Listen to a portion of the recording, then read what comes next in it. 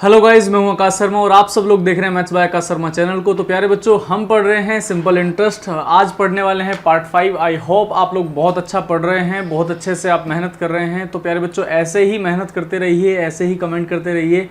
आप लोगों के कमेंट देखकर मुझे बहुत खुशी मिलती है। तो चलिए मैं आपको सीधा कॉन्सेप्ट की तरफ लेकर चलता हूँ।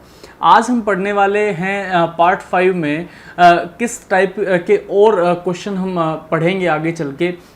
फॉर एग्जांपल, जैसे आपसे रेट ऑफ इंटरेस्ट पूछी जाती है, किसी अन्य टाइप का कोई क्वेश्चन आया है और आपसे रेट ऑफ इंटरेस्ट पूछी जाती है, या आपसे साधारण ब्याज पूछा जाता है अगर रेट ऑफ इंटरेस्ट ज़्यादा हो जाती है। कुछ रिकैप भी करेंगे हम लोग, और फिर साधारण ब्याज में हम लोग एलिगेशन वाले सवाल करेंगे। अभी मैं आपको लेकर चलता हूँ, थोड़ा सा मैं कुछ समझाऊंगा आपको बहुत ध्यान से पढ़ना है प्यारे बच्चों। पहली बात तो हमने पढ़ा क्या है, हमने अभी तक जो नॉलेज ली है, हमने अभी तक जो सिंपल इंटरेस्ट की जो नॉलेज ली है, वो उसमें हमारे आता है एक तो उसका बेसिक फॉर्मूला SI बराबर होता है P into R into T%। एक तो आपने बिल्कुल बेसिक नॉलेज ली है सिंपल इंटरेस्ट के बारे में कि SI हमारे सामने है P into R into T%। फिर मैंने कहा यदि आप 100 मानकर हल कर रहे हैं, यदि आप 100 मानकर हल करते हैं, यदि आप 100 मानकर हल करें, तो मैंने आपको दो फॉर्मूले लिखवाए थे। पहला था जब हम रेट ऑफ इंटरेस्ट निकालेंगे, आपसे बोला गया था दर प्रतिशत बराबर है जितने रुपए बढ़े, जितने रुपए इंक्रीज हुए, जितने रुपए बढ़े बटे में समय। और यहीं से आप समय निकाल सकते हैं, समय यहाँ चला जाएगा और रेट ऑफ इंटरेस्ट यहाँ आ जाएगी। तो यहाँ से आप रेट ऑफ इंटरेस्ट भी निकाल सकते थे और समय भी निकाल सकते थे। फिर मैंने आपके लिए और छोटी छोटी सी बातें आपको पढ़ाई कि जो PRT% होता है वही TPR% हो सकता है, वही RTP% हो सकता है। मतलब किसी भी टर्म में आप मल्टीप्लाई करेंगे तो कोई इफेक्ट नहीं पड़ने वाला। और जो नीचे 100 आता है वो तो परसेंटेज की वजह से आता है। फिर हमने और थोड़ी सी बेसिक चीज़ें पढ़ी कि भाई साधारण ब्याज में कुछ भी एक्स्ट्रा ब्याज नहीं मिलता। फिर हमने एक और बात पढ़ी कि रेट ऑफ इंटरेस्ट निकालने के लिए जो है वो हमें मूलधन की आवश्यकता होती है, वो भी ओरिजिनल प्रिंसिपल की जरूरत हमें पड़ती है। इस तरीके के क्वेश्चन हम कर रहे थे। चलिए मैं आपको एक क्वेश्चन दिखाता हूँ, उस क्वेश्चन से आपको कुछ और आइडिया लगेगा कि मुझे सिंपल इंटरेस्ट के किस और टाइप के क्वेश्चन पढ़ने हैं। सवाल हमारे सामने है कि कोई धन 4 साल में 5/4 गुना हो जाता है। आपको ये बात समझनी है, परसेंटेज से निकल के आई है बात। 5/4 गुना हो जाता है, इसका मतलब है 4 से कितना हो जाएगा 5। मैंने आपको परसेंटेज में तीन बातें पढ़ाई थी। पहली थी 1/4 बढ़ गया, इसका मतलब 4 पर 1 बढ़ जाएगा या इंक्रीज हो जाएगा। फिर मैंने कहा था 1/3 डिक्रीज हो गया, मतलब 3 पे 1 डिक्रीज हो जाएगा। फिर मैंने कहा था 1/3 हो जाता है, इसका मतलब है 3 से 1 हो जाता है। तो ये उन्हीं में से तीसरी एक बात है। मैंने कहा कोई धन 4 साल में 5/4 गुना हो जाता है। अच्छा एक बात बताइए, कोई धन 5/4 गुना हो जाता है, तो इस बात से मेरा तात्पर्य या मेरा मोटिव क्या है, 4 से 5 लिखने का। तो मैंने 4 से कितना लिख दिया 5। अगर मैं यहीं पे रेट ऑफ इंटरेस्ट निकालना चाहूं तो मुझे कितना ब्याज मिला, 1 रुपए का ब्याज मिला। किस पर ब्याज मिला, 4 रुपए पर। इंटू में अगर मैं रेट ऑफ इंटरेस्ट निकालता हूं तो इंटू में 100 करूंगा तो मेरी रेट ऑफ इंटरेस्ट कितनी आ जाएगी, 25%। प्यारे बच्चों, अभी तक मुझे नहीं पता ये जो 25% आई है ये कितने साल की रेट ऑफ इंटरेस्ट आई है। मैंने तो सिंपली क्या कर दिया, मैंने तो ये देख लिया भाई मेरा ब्याज कितना मिला। टोटल ब्याज मुझे 1 रुपए का मिला, यानी मेरी जो total rate of interest I वो 25% आई। लेकिन मेरे पास तो कितने साल लिखे हुए हैं, 4 साल लिखे हुए हैं। अगर हमारे पास 4 साल लिखे हुए हैं तो ये जो रेट ऑफ इंटरेस्ट आई है 4 साल की है, तो मैं कह सकता हूं कि 4 साल की जो रेट ऑफ इंटरेस्ट है वो 25% है। तो जो 1 ईयर की जो रेट ऑफ इंटरेस्ट आएगी, 1 साल की जो रेट ऑफ इंटरेस्ट आएगी वो आएगी 25/4। आपको पता है, ये आपने सीखा है, 25/4 होता है 6.25%। आपसे एक और मैंने सिखाया था 6/1/4%। ये आपको सिखाया गया। आप इनमें से कोई भी एक ऑप्शन आपके पेपर में आएगा, आप उनमें से किसी भी एक को आंसर करके आएंगे। क्या मेरी बात आपको समझ में आ रही है? मैंने कहा आप पहले एक्चुअल रेट ऑफ इंटरेस्ट निकाल लीजिए, फिर बाद में चेक करिए कि कितने साल की रेट ऑफ इंटरेस्ट आपने निकाली है। अगला क्वेश्चन मैं आपके सामने लेकर आता हूं, ये इसी टाइप का क्वेश्चन है, बस आपको पढ़ना है, पढ़ने से बहुत कुछ समझ में आएगा। लिखा है कोई धन 4 साल में 41/40 गुना हो जाता है। ऐसे बहुत सारे क्वेश्चन आते हैं और ध्यान रखिएगा सिंपल इंटरेस्ट से जो क्वेश्चन पेपर में आएगा वो बहुत आसान सा होगा। हालांकि कुछ अच्छे क्वेश्चंस भी पूछे गए हैं, हम उनको भी करेंगे, लेकिन सबसे पहले तो ये है कि मेरा बेसिक जो है वो बिल्ट हो जाए मेरे दिमाग में कि सिंपल इंटरेस्ट क्या है। भाई मुझे सिंपल इंटरेस्ट की पहले लेक्चर से लेके लास्ट लेक्चर तक की वीडियो देखनी है, सब कुछ इजीली समझ में आ जाएगा। पेपर के क्वेश्चन खोल के देख लेना, सब कुछ सारे सवाल हो जाएंगे। समझ में आ रही है? तो यहां क्या लिखा है, 41/40 गुना हो जाता है। इस बात से मेरा लेना देना क्या है कि भाई मेरा जो प्रिंसिपल है वो 40 से 41 हो गया, तो मुझे कितने रुपए इंटरेस्ट मिला? मुझे 1 रुपया इंटरेस्ट का मिला। कितने पर मिला? 40 पर मिला। गुना में क्या लिखूंगा? गुना में लिखूंगा मैं 100। गुना में क्या लिखूंगा? 100। अच्छा, ये 40 से अगर काटूंगा तो 20 से 2 बार कटेगा और 20 से 5 बार जाएगा। तो मैं कह सकता हूं कि ये 5/2 रेट ऑफ इंटरेस्ट आई है मेरी, 5/2% या 5/2% का मतलब होता है 2.5%। लेकिन प्यारे बच्चों, अभी तो आपने इस 4 साल के बारे में तो कोई जिक्र किया ही नहीं। आपने इस 4 साल के बारे में कोई जिक्र नहीं किया। इसका मतलब मैं कह सकता हूं कि मेरी 4 साल की रेट ऑफ इंटरेस्ट आई है 2.5%। अगर मुझे 1 ईयर की रेट ऑफ इंटरेस्ट निकालनी है तो मैं 1 ईयर की रेट ऑफ इंटरेस्ट निकालने के लिए 2.5 को किससे डिवाइड करूंगा? 4 से डिवाइड करूंगा। तो मेरी जो रेट ऑफ इंटरेस्ट आएगी वो कुछ इस तरीके से आएगी प्यारे बच्चों। पॉइंट बनेगा, फिर आप 4 से काटेंगे तो 4 से 5 बार जाएगा 20। फिर से आपके सामने कौन रहेगा? आपके सामने फिर से कौन रहेगा प्यारे बच्चों? 5 रहेगा तो 4 एकम 4। फिर आपके सामने एक रहेगा, फिर आप लिखेंगे 4 दूनी 8, फिर आप लिखेंगे 4 पंजे 20। 0.5125% आपकी रेट ऑफ इंटरेस्ट आ जाएगी। आपके सामने लगभग ऑप्शन लगाने का आपको ऑप्शन मिलेगा। मतलब आप हो सकता है वहाँ 0.52 लिखा हो, 0.50 लिखा हो या 0.5125 ही लिखा हो। तो यानी हम कोई सा भी एक आंसर लगा सकते हैं। क्या आपको मेरी बातें समझ में आ रही हैं? मैं आपसे ये कहना चाहता हूँ कि यहाँ पर लिखा है कि कोई धन जो है वो 4 साल में 41/40 गुना हो जाता है। तो साधारण ब्याज की रेट ऑफ इंटरेस्ट पूछ रहा था, तो मैंने जैसा पिछला सवाल किया ऐसे ही ये किया। मैंने आपसे कहा कि आप पहले टोटल रेट ऑफ इंटरेस्ट पे काम कीजिए, फिर देखिएगा 4 साल में हुई है या 2 साल में हुई है या 1 साल में हुई है। क्या मेरी बात समझ में आ रही है? चलिए आगे सवाल लेकर चलता हूँ आपके सामने। ये सवाल मैंने पिछली वीडियो में आपको पढ़ाया था, ऐसा ही सवाल मैंने पिछले लेक्चर में आपको पढ़ाया था। ये उसी तरीके का सवाल है।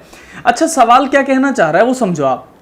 ये कह रहा भाई 2400 रुपए थे हमारे पास, और ये जो 2400 रुपए हैं, ये जो 2400 रुपए हैं, ये 4 साल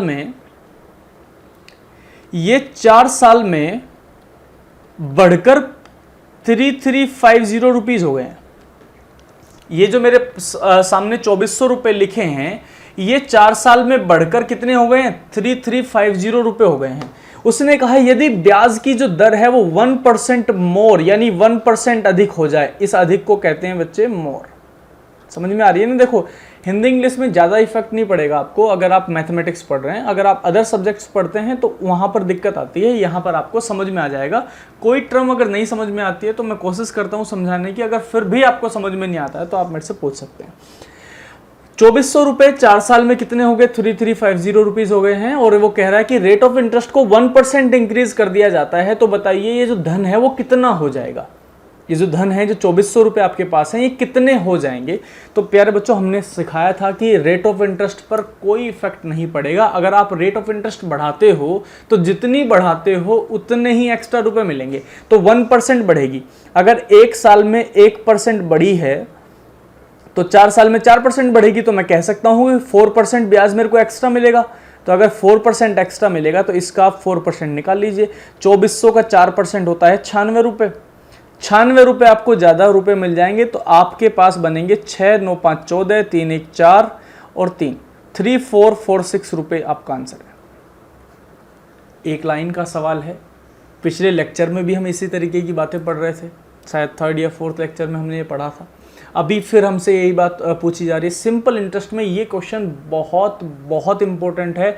आप इस ऐसे सवाल या इस तरीके के सवाल जितने भी आपके जो मैंने पढ़ाए वो भी, जो आपके एग्ज़ाम में आए या प्रीवियस एग्जाम्स में आए हुए हैं वो भी, या जो आपके पास बुक है उसमें भी अगर ऐसा कोई सवाल है तो उसको भी आप मार्क कर लीजिए। ऐसे सवाल तो ज़रूर पढ़ के जाने। जब भी रिवीजन करने का टाइम मिले तभी जो इम्पोर्टेंट सवाल मैं आपको बताता हुआ जा रहा हूँ उनको आपको ज़रूर एक बार करके चेक करना है कि क्या मेरे को अभी भी मेरे याद है, क्या रिकॉल करना है बार बार। चलिए अब हम अगली टाइप पर चलते हैं, सिंपल इंटरेस्ट में अगली टाइप पर चलते हैं कि साधारण ब्याज में जब एलिगेशन लगाया जाता है, हालांकि ये आपको बच्चे मैंने रेशियो में पढ़ाया है, रेशियो की अगर आपने वीडियोस नहीं देखी हैं तो प्यारे बच्चों पहले जाकर रेशियो की वीडियोस देख लीजिएगा। आप कुछ एक वीडियोस डाली हुई है, मैंने पूरा का पूरा कॉन्सेप्ट रेशियो का वहाँ नहीं डाला था पहले, लेकिन अभी मैं पूरी सीरीज लेके आने वाला हूँ। मैंने आपसे बोला भी था कि इस महीने के एंड में या अगले महीने के बिल्कुल स्टार्टिंग में मैं एक बैच बना दूंगा और वो मैं बिल्कुल पैरेलल चलने दूंगा।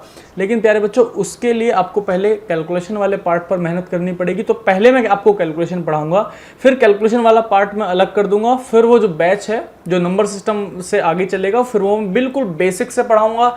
एक एक बातें आपके दिमाग में बिठा दूंगा, क्लियर कर दूंगा कि किस तरीके से पेपर में सवाल आएगा, किस तरीके की कौन सी आपको बुक पढ़नी है, किस तरीके से आपको तैयारी करने हैं, किस तरीके से आपका जो टाइम टेबल सेट होना चाहिए, मैथमेटिक्स के लिए आपको क्या करना है, कितने एक्स्ट्रा एफर्ट्स आपको लगाने हैं। क्योंकि आप में से बहुत सारे बच्चे ऐसे हैं जिसको मैथमेटिक्स का एम तो आता है लेकिन ए नहीं आता, मतलब एम आता है, ए आता है लेकिन टी नहीं आता। आप मेरी बात समझ पा रहे हो? यानी किसी का लेवल जो है वो 10% है, किसी का 20% है। हो सकता है बहुत सारे बच्चे ऐसे भी हों जिसको 90% मैथ आता है, लेकिन बच्चे वो 10% कैसे क्रॉस करना है मेरे को वो भी तो सीखना पड़ेगा। तो बहुत सारी चीज़ें बनकर जो है वो मैथ बनेगा, जो मैथ में 100% आएगा नंबर वो बनेगा।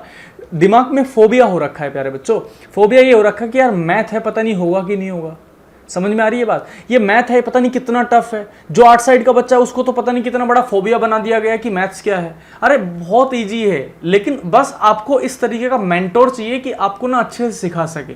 आप किसी की भी वीडियोस देखिए, यूट्यूब पे अगर आप पढ़ रहे हैं तो आप किसी की भी वीडियोस देखिए, लेकिन आप ये देखिए क्या उसकी बातें क्या वो आपका मेंटोर बनने लायक है कि नहीं। अगर आपको मेंटोर बनने लायक आप उसे समझते हैं तो आप उसे 100% अपना मेंटोर बना सकते हैं। और जरूरी तो नहीं कि हमारा मेंटोर एक ही हो, हम एक से ज़्यादा भी मेंटोर बना सकते हैं। समझ पा रहे हो मेरी बात? तो चलिए एलिगेशन वाले सवाल पे हम बात कर रहे थे कि हमें मिश्रण वाले सवाल किस तरीके से पढ़ना है। थोड़ा सा मिश्रण रिकॉल करते हैं। दो चीजें बनेंगी, दो चीजें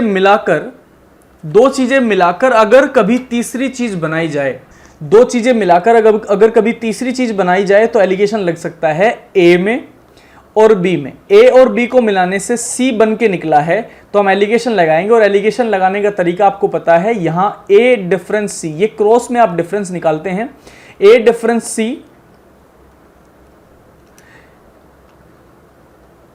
ए डिफरेंस सी, और यहां पर आप डिफरेंस निकालेंगे बी डिफरेंस सी। बी डिफरेंस सी। डिफरेंस का साइन मैं क्यों यूज कर रहा हूं? क्योंकि रेशियो में कभी भी हम नेगेटिव पॉजिटिव साइन का यूज नहीं करते हैं। तो चलिए प्यारे बच्चों क्वेश्चन की तरफ लेकर चलता हूं आपको, किस टाइप का क्वेश्चन आपके पेपर में आएगा। और बहुत इंपॉर्टेंट क्वेश्चन है ये भी, आप देखते होंगे आपके कुछ बच्चों के डाउट रहे होंगे, आज सबके डाउट क्लियर हो जाएंगे। सवाल है पहला कि प्रकाश ने 20,000 रुपए में से कुछ धन 8% पर दिया। आपके पास 20,000 रुपए थे, या आप प्रकाश नहीं है तो मान लेते हैं कि आपके पास 20,000 रुपए थे। 20,000 रुपए में से आपने जो है कुछ धन तो आपने 8% ब्याज पर दे दिया और बाकी का जो धन है वो आपने 4/3% पर दे दिया। और आपको एक वर्ष के बाद टोटल जो इनकम हुई है वो 800 रुपए हुई है। मतलब आपने 20,000 रुपए के कुछ हिस्से पर, 20,000 रुपए के कुछ हिस्से पर तो आपने कितने परसेंट ब्याज कमाया? 8%। बाकी के हिस्से पर आपने कितने परसेंट ब्याज कमाया? 4/3%। और आपको टोटल इंटरेस्ट कितना मिला? 800 रुपए। कितना मिला? 800 रुपए। तो आपको एलिगेशन में सिखाया जाएगा, या आपने अगर एलिगेशन पढ़ लिया है तो आपने सीखा होगा कि ये तीनों चीजें एक जैसी होनी चाहिए। मतलब परसेंटेज परसेंटेज परसेंटेज, या तो रुपए रुपए रुपए, CP CP CP, milk milk और मिल्क, या कभी कभी मिल्क के साथ वाटर आ जाएगा, मिल्क वाटर मिल्क। आप मेरी बात समझ पा रहे हैं? क्लियर हो रही है आपको बात? तो भाई ये परसेंटेज लिखा हुआ है, ये लिखे हुए रुपए, या तो इन परसेंटेज को भी आप क्या बना लो? रुपए, और या तो इस 800 को भी क्या बना लो? परसेंटेज। आपके हाथ में है। तो आपको क्या करना है? चलो पहले हम इसको परसेंटेज से इसको हम रुपए से हल करते हैं। 20,000 का 8% बताओ। 20,000 का 8% कितना होता है? 1,600 रुपए। तो मैंने 20,000 का 8% लिख लिया, 1,600 रुपए। फिर मैंने 20,000 का 4/3% लिखा। 20,000 का अगर आप 4% निकालेंगे तो प्यारे बच्चे आ जाएगा 800/3 रुपए। 800/3 रुपए। और यहां पर ये बीच में कितने रुपए हमें लिखने हैं? यहां पर हमें लिखने हैं 800 रुपए। क्या मेरी बात समझ में आ रही है? तो 1600 रुपए और 800 रुपए का अगर आप डिफरेंस निकाल लेंगे डायरेक्ट, और इन दोनों का अगर आप डिफरेंस निकालेंगे डायरेक्ट, तो आपको हो सकता है माइनस करने में कुछ थोड़ी बहुत दिक्कत आए। मैं क्या कहता हूं, एलिगेशन लगाते समय हमेशा ही एलिगेशन लगाते समय हमेशा ही आपको किस बात का ध्यान रखना है कि डिनोमिनेटर में जो है वो इक्वल चीज आ रही हो, मतलब डिनोमिनेटर आपका सेम होना चाहिए। तो यहां पर मैंने लिखा 800 रुपए, यहां बच्चे 3 लिखा हुआ है नीचे, तो आप ऐसा करो 3 से ना हर जगह मल्टीप्लाई कर लो, 3 से ऊपर नीचे मल्टीप्लाई, यहां पर भी 3 से ऊपर नीचे मल्टीप्लाई कर ली, और फिर इस 3 को हटा दो यहां से। अब इस 3 का नीचे वाले 3 का कोई काम नहीं रहा। 16 तिया 4800, 4800 में से 2400 माइनस करोगे क्रॉस में तो 2400 बचेंगे। 800 ये है, 2400 में से 800 आप माइनस कर दोगे, इन दोनों का डिफरेंस निकालोगे तो 1600 आएगा। आपको पता चला यार 800 दूनी 1600, 800 तिया 2400, यानी ये रेशियो कितना बन गया हमारे सामने 2:3। यानी हमने जो वैल्यू दी थी 20,000 रुपए, उसमें क्या रेशियो आपको लगाना है 2:3, तो आप लगा दीजिए। 20,000 को बांटिए 2:3 में, टोटल वैल्यू कितनी बैठ रही है 5। अगर ये टोटल वैल्यू 5 आई है तो हमारे सामने तो टोटल वैल्यू यानी 5 यूनिट की वैल्यू कितनी है, अगर मैं आपको यूनिट वाले हिसाब से समझाऊं तो 5 यूनिट की वैल्यू कितनी है 20,000 रुपए। 1 यूनिट की वैल्यू कितनी, अरे हम करा करते थे ना बचपन में ये काम, ये हमारे बचपन की कहानी है, हमने बचपन में पढ़ी थी ये। अरे 5 रुपए की 20 टॉफी आती हैं तो 1 रुपए की कितनी टॉफियां आएंगी, 40 रुपए में कितनी टॉफियां मिलेंगी। इस तरीके के बहुत सारे सवाल 5वीं क्लास तक आपने पढ़े हैं। तो अगर आपको कोई ये कहता भी है कि भाई ये तू कहाँ से कॉपी कर रहा है, तो इस तरीके की चीज़ें आपको नहीं पढ़नी चाहिए या उनकी बातें नहीं सुननी चाहिए, क्योंकि आपकी बचपन की चीज़ें, आपका बेसिक है। आपने ये लिख दिया, आपसे कोई कहने लग जाए भैया आपने कहाँ से पढ़ा है, तो ये कहीं से भी नहीं पढ़ा यार, 5वीं क्लास का सब्जेक्ट है मेरा, 5वीं क्लास में पढ़ाया जाता है। तो 5 यूनिट की वैल्यू 20,000 रुपए, 1 यूनिट की वैल्यू 4,000 रुपए।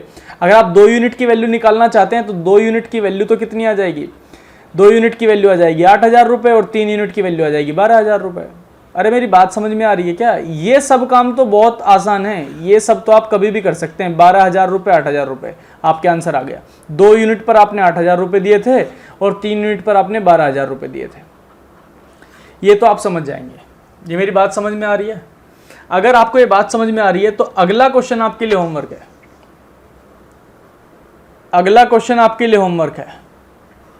बस आपको एक बात का ध्यान रखना है प्यारे बच्चों, ये जो ब्याज है ना, यहां ये 2 साल का ब्याज लिखा हुआ है, ध्यान रखना। आपको इसे 1 साल में कन्वर्ट करना पड़ेगा। 1 साल में कन्वर्ट करोगे तो 220 रुपए बन जाएंगे। ये मेरी बात आपको ध्यान रखनी है। जब भी आपको एलिगेशन वाला सवाल करना है, या तो आप रेट ऑफ इंटरेस्ट को बदल लीजिए। अगर आप 1 साल की रेट ऑफ इंटरेस्ट 4% लगा रहे हो तो 2 साल की यहां 8% बना दो और इस 5 को बना दो 10%, या तो आप 8% और 10% बना के काम करो तो 440 का इस्तेमाल कर लो। मतलब जो आपके ईयर्स है ना एलिगेशन लगाते समय, वो भी आपको देखना है, पैरेलल होने चाहिए, ठीक होने चाहिए। एक साल, 2 साल। समझ में आ रही है ना बात?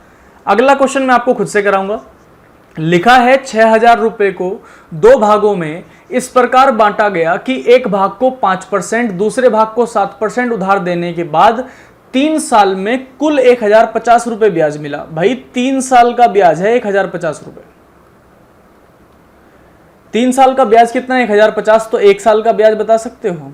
1 साल का ब्याज बनेगा 3 तिया 9, 1 3 पंजे 15, 35, 350, 35 तिया। देखो मैं अभी आपको छोटी छोटी कैलकुलेशन भी ना करके दिखाता हूँ। जब आपकी कैलकुलेशन इंप्रूव हो जाएगी ना, तब आपको मैं सीधा कहूँगा भाई 35 तिया 105 होते हैं।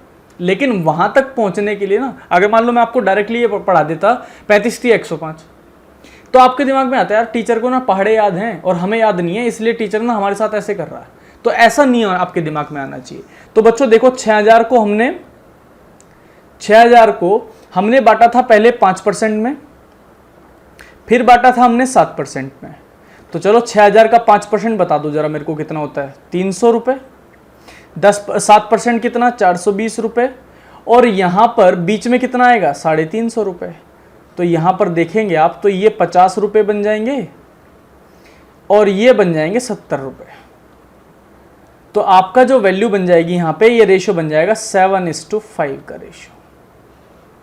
रेशियो आपको पता चल गया। वैल्यू आप खुद से निकाल सकते हैं। कैसे निकालोगे, 7 और 5 12, वो कितना है 6,000। तो 6,000 को बांट दोगे आप इसमें। 6,000 किस में बांटना है आपको, 12 में बांटना है। 6000 12 में बांटना है। अगर आपको 7 की वैल्यू चाहिए 7 की निकाल लोगे, 5 की वैल्यू चाहिए 5 की निकाल लोगे। समझ में आ रही है बात? समझ में आ रही है क्या आपको बात? अगर आपके दिमाग में आ रही है तो यहां पर हमने लिखा है 7:5 को हमने बच्चे क्या लिखा है, 7:5 को हमने लिख दिया, 12 बन जाएगा ये। अब 6000 को किस में बांटना है, आपको 12 में बांटना है, तो 12 गुना 7, ये 12 पंजे 60, 50, 0 5 7 3500, तो आपने यहां 3500 दिए तो वहां 2500 दिए होंगे। दोनों हिस्से आपने निकाल लिए। आपको यहां के बाद वाला प्रोसेस तो सीखना ही पड़ेगा, आपको किस तरीके से बांटना है। आप एक तरीके से और बांट सकते थे प्यारे बच्चों, आपको ये करने की भी जरूरत नहीं है। आपको यूनिट वाला हिसाब मैंने आपको समझा दिया है कि आपको यूनिट वाले हिसाब से कैसे क्लियर करना है। तो कितने यूनिट वैल्यू है, 12 यूनिट। तो आप ये कह सकते हो सर 12 यूनिट की वैल्यू आ गई है 6000 रुपए, तो एक यूनिट की वैल्यू आ जाएगी सर, एक यूनिट की वैल्यू आ जाएगी सर 500 रुपये। तो सर 7 यूनिट की वैल्यू निकालनी है तो आप निकाल सकते हो 3500 रुपये। अगर आपको 5 यूनिट की वैल्यू चाहिए तो आप निकाल सकते हो 2500 रुपये। ये आप कभी भी कर सकते हैं, ये बहुत आसान है। लेकिन मैं चाहूँगा कि आप ना जितना छोटा हो सके ना ये बाद वाला प्रोसेस उतना छोटा करने की कोशिश करनी है। और ये हमें कब पता चलेगा, जब हम पूरा मैथ पढ़ चुके होंगे ना, एक बार अरिथमेटिकता हुए ना, बहुत सारी चीज़ें ना रिकॉल होंगी। हम एक टॉपिक पढ़ के ये जज नहीं कर सकते कि हमें समझ में आएगा या नहीं आएगा। समझ में आ रही है बात? चलिए आगे चलते हैं। अच्छा, एक टाइप आपके सामने नई आई है कि जब पैसे इस तरीके से बांटे जाएं कि या तो ब्याज बराबर हो जाए और या तो मिश्र धन बराबर हो जाए। मैं क्या कह रहा हूं, जब पैसे कुछ इस तरीके से बांटे जाएं कि या तो ब्याज बराबर हो जाए या मिश्र धन बराबर हो जाए, तो आप रेशियो का मेथड यूज करेंगे। और रेशियो में आपको 2 इंपॉर्टेंट मेथड यूज करने होते हैं प्यारे बच्चों, कि अगर 3 वैल्यू कभी भी आपके सामने बराबर में आ जाएंगी, 3 वैल्यू आपके सामने कभी भी बराबर में आ जाएंगी, तो उनका रेशियो निकालने के लिए आपको एलसीएम लेना पड़ता है। ये आपको सिखाई हुई है बात। टाइम एंड वर्क में अगर आपने पढ़ा है तो टाइम एंड वर्क में आपने सीखा होगा, टाइम एंड डिस्टेंस आपने पढ़ा है तो टाइम एंड डिस्टेंस में आपने सीखा होगा। रेशियो का बेसिक टॉपिक आपने मेरी बेसिक वीडियो जाके देखी है तो बेसिक वीडियो में आपको ये समझने को मिलेगा। ये आपको जरूर कहीं ना कहीं वीडियो में समझने को मिल जाएगा। तो जब भी आपको रेशियो के कुछ कॉन्सेप्ट पढ़ने हो तो आप रेशियो की वीडियो देख सकते हो, ठीक है ना। तो आप पूरी वीडियोस देखा करो। एलसीएम कितना बनेगा, 12, 2 छिका 12, 3 चौक 12, 4 तिया 12, तो आपका रेशियो आ जाएगा 6:4:3। देखो 3 वैल्यू बराबर में लिखी हुई थी, 2a बराबर 3b बराबर 4c। मैंने क्या बना दिया, रेशियो बना दिया 6:4:3 का। ऐसे ही आपके सामने बहुत सारी वैल्यूज हैं जो बराबर में आ सकती हैं, आप उनके रेशियोज बना सकते हैं। आपको टाइम एंड वर्क में सिखाया जाएगा कि 4a बराबर 5b है, तो आप रेशियो डायरेक्ट लिख दीजिए 5:4। आप चाहें तो एलसीएम लेके लिख सकते हैं। 4 और 5 का एलसीएम कितना होता है, 20, 4 पंजे 20, 5 चौक 20, आप 5:4 बनाएंगे। लेकिन मैं चाहता हूं कि जब आप 2 वैल्यू देखें तो 2 पे आप डायरेक्टली आंसर लगाओ, लेकिन जैसे ही आप 3, 4, 5, 6 वैल्यू देखते हो तब आपको एलसीएम ले लेना चाहिए। ये हम रेशियो में पढ़ेंगे, आप रेशियो का टॉपिक पढ़ सकते हैं जाकर। सवाल आपके सामने है, बहुत बेहतरीन सवाल है। पेपर में इस तरीके के क्वेश्चन आते हैं, बार बार परीक्षा में पूछे जाते हैं। तो देखिए क्या करना है। 24,000 रुपए को 3 भागों में इस प्रकार बांटा गया कि पहले भाग को 10% की दर से 5 साल के लिए, दूसरे भाग को 4% की दर से 5 साल के लिए और तीसरे भाग को 5% की दर से 20 साल के लिए उधार दिया गया और तीनों से प्राप्त मिश्र धन बराबर था। तो क्या बच्चे मैं ये कह सकता हूं कि 24,000 रुपए को मैंने बांट दिया है 3 हिस्सों में, ए हिस्सा, बी हिस्सा, सी हिस्सा। इस ए हिस्से वाले के पास कितने साल आए, 10% के साथ साथ 5 साल और आ गए। तो अगर 1 साल का ब्याज 10% है तो 5 साल का ब्याज 50% हो जाएगा।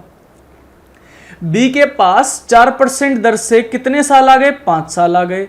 और इसके पास 5% दर से कितने साल आ गए, 20 साल आ गए। तो मैं कह सकता हूं इसके पास ब्याज आएगा 50%, इसके पास ब्याज आएगा 20% और इसके पास ब्याज आएगा 100%। ये सब क्या है, ये सब इनका ब्याज है, ये सब इनका इंटरेस्ट है, ये सब इनका इंटरेस्ट है। आप इनको ये नहीं कह सकते हो कि ये मिश्र धन है। लेकिन आप अगर ये सवाल पढ़ पा रहे हो तो उसने लिखा है मिश्र धन बराबर है, तो आपको मिश्र धन पर काम करना पड़ेगा। अगर मैं आपसे कह दूं कि 10% ब्याज है तो आप कहेंगे मिश्र धन है 110%। अगर मैं आपसे कहता हूं 20% ब्याज है तो आप कहेंगे मिश्र धन है 120%। अगर मैं कहता हूं 50% ब्याज है तो आप कहेंगे मिश्र धन है 150%। समझ में आ रही है बात? यानी आपको 100 प्लस करना पड़ता है। तो मैं मिश्र धन बनाने की कोशिश करता हूं। मिश्र धन बनेगा 150%, 100 जोड़ दिया मैंने। मिश्र धन बनेगा 120% और मिश्र धन बनेगा 200%। क्या मेरी बात क्लियर हो रही है? उसने कहा मिश्र धन बराबर है, मिश्र धन बराबर है यानी ए का तो 150%, बी का 120% और सी का 200% बराबर है। और जब तीन वैल्यू बराबर में हो जाएंगी तो एलसीएम लूंगा। पहले तो हटा लेता हूं परसेंटेज परसेंटेज परसेंटेज, 0 0 0 हटा लिया। 15 12 और 20 का एलसीएम बनाया तो 60 बना।